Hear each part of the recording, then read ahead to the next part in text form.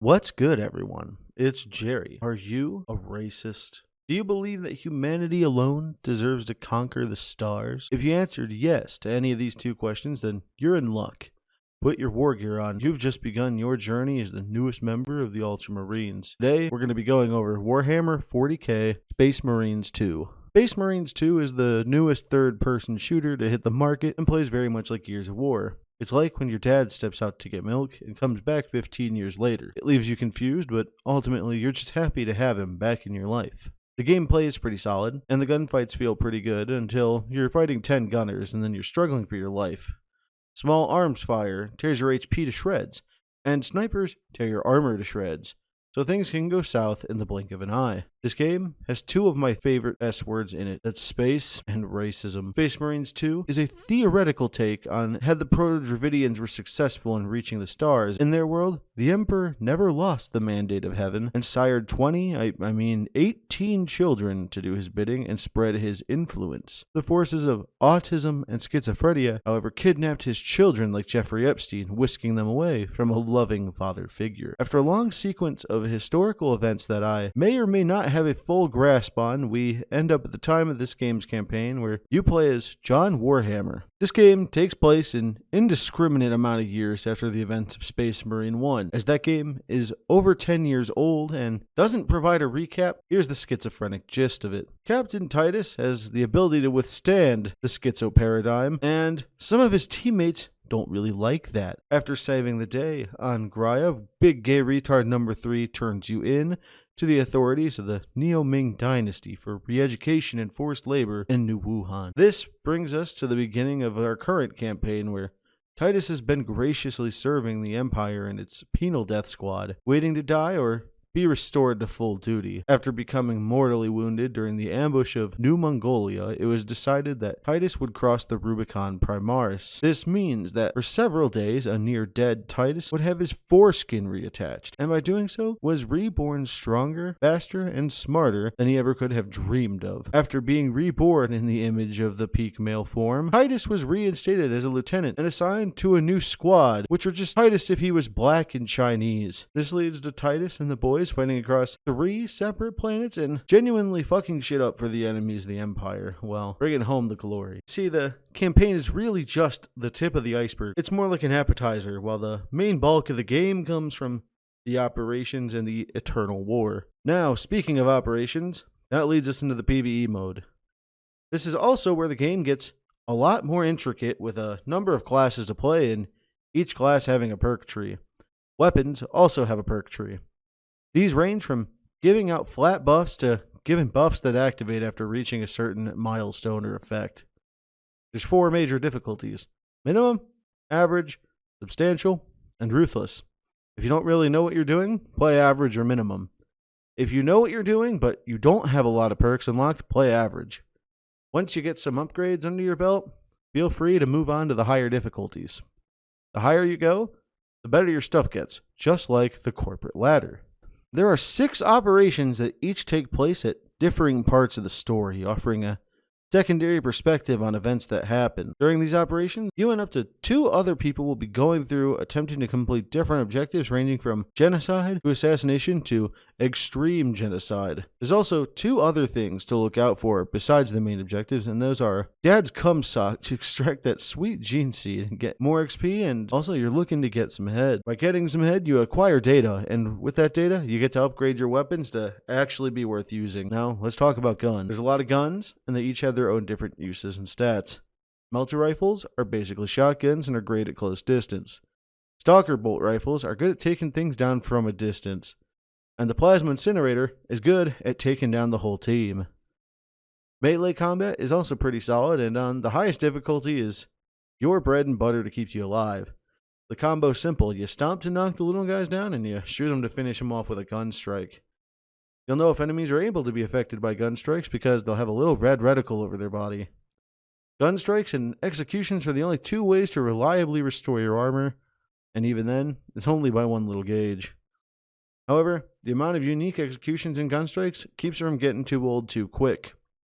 There are 6 different classes, and they all have a thing they excel at doing. The Assault excels at getting the team killed because it's outright the worst class in the game. If you want to send your friends into an autistic shit fit, this is the class for you. They severely neutered your jetpack after certain crew members were seen sneaking out and abusing them during flight drills over Kiev. Now, you hover 2 feet off the ground, and congratulations, you get a melee weapon and a pistol to deal with your enemies. The sniper is surprisingly worth using, as most of its weapons can 2-shot or even 1-shot enemies with little to no upgrades. They get a cloaking device, which really just acts as a buff to your next attack as long as you don't engage in turbo OCD when lining up your shots. Tactical Marine is your standard shooter guy. He knows his rifles, and he has a scan that makes enemies weaker to target. You play this game, you play this guy, because you really only have 20 minutes to jump in, do some stuff, and then go about your day. Tactical was made for casuals and people with loving families. Vanguard excels at movement and is the class you play when your friends refuse to play with you because you keep sabotaging their games by playing Assault. This guy has some pretty decent weaponry, and his little grapple helps close the gap, and it keeps you from being a one-dimensional enemy. The Heavy excels at mowing down his enemies, and he doesn't care what gets in his way. What he doesn't excel at is parrying enemies. The only downside I can think of to this guy is that he can't parry, and he can't dodge while aiming down his sights with the BFG.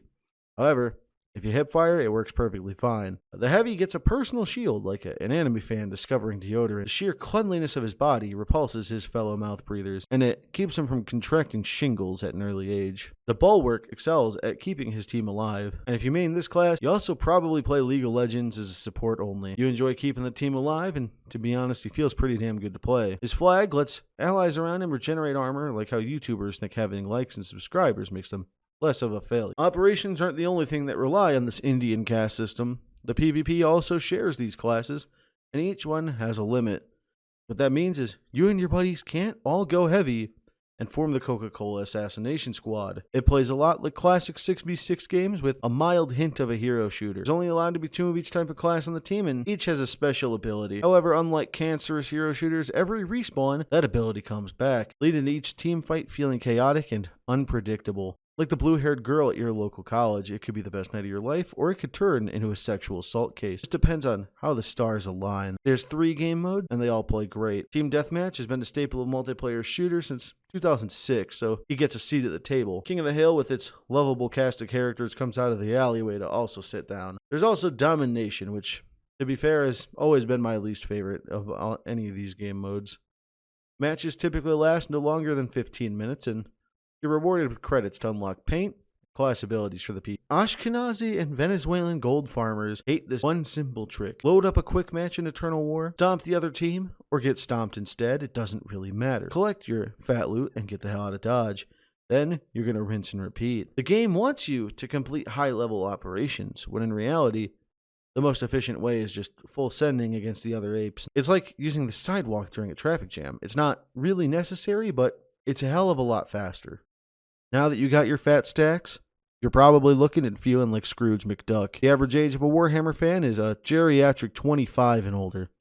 Your golden years are gone, and you're living vicariously through the game. You probably want to know how and what to spend your rec points on. There's 2 things, and that's guns and perks. Both PvP and PvE, you can get that sweet drip. Basically, every legion is here in the game, but they take around 200 requisition points to unlock everything for a class.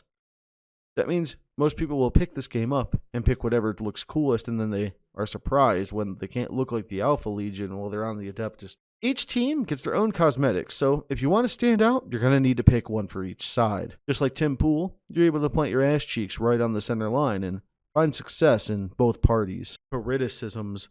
Overall, there are pretty much no perfect games, and this one is no exception. My main criticism is I want more. Even though there are 3 full game modes to compete in, the bulk of my time is in the PvE, and I'm fiending like that guy under the bridge. I don't know when my next fix will be, but I'm itching for it. Luckily, the devs have released a roadmap, and for the next year there's a ton of content coming. There's also the completion time, and I'm sorry to say, but you'll probably experience all this world has to offer PvE/campaign-wise within about 15 to 20 hours. There's only 6 campaign missions, with each mission being roughly 2 hours long. However, this can fluctuate based on what difficulty you play on.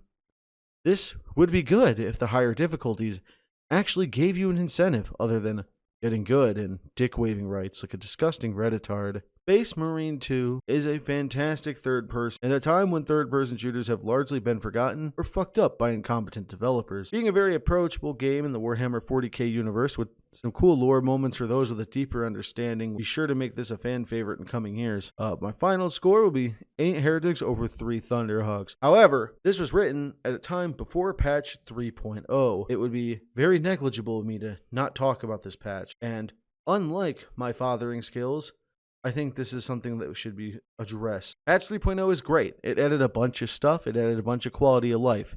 However, it added one thing that's not great, and that fucked my frame rate in half. I can no longer load the game and actually play, so the incompetent devs thing kind of fell on my lap.